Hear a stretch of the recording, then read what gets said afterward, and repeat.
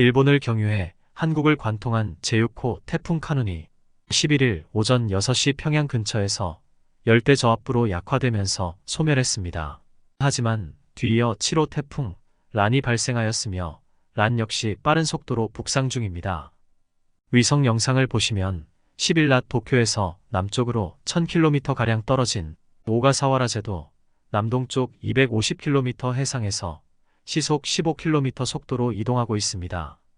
이것은 시속 7km였던 느림보 태풍 카눈의 2배 속도입니다.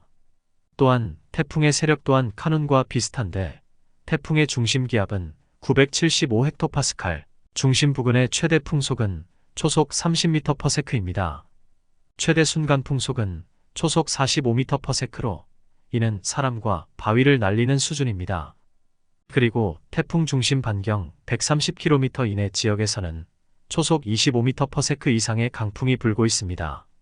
란은 당분간 북서진하면서 12일에는 오가사와라 제도에 접근할 것으로 보이며 강한 폭풍과 높은 파도를 일으킬 것으로 예상됩니다. 이미 6호 태풍으로 많은 비와 강풍으로 수많은 피해를 본 일본은 바짝 긴장하고 있습니다. 일본이 그럴 수밖에 없는 이유는 지난주에 카눈으로 인해 규슈에는 한 달치 비가 쏟아져 일부 지역이 침수되었기 때문입니다. 따라서 일본 오가사와라 제도 공무원들은 급히 대피소 설치에 대해 회의 중입니다. 카눈에 이어 란 역시 전신주와 건물 일부가 날아갈 수준의 매우 강한 바람이 예상되기 때문입니다.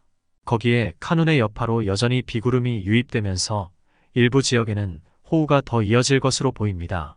그리고 란의 진로는 아직 불확실하지만 일본 혼슈를 직격할 가능성이 있습니다.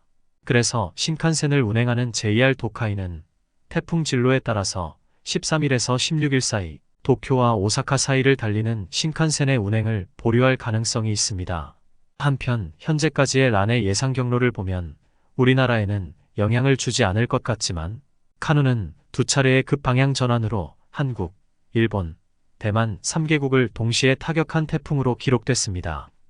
전문가들은 작년까지의 온도보다 좀 더 높았던 따뜻한 바닷물이 카눈의 세력 유지를 도운 것으로 보고 있습니다.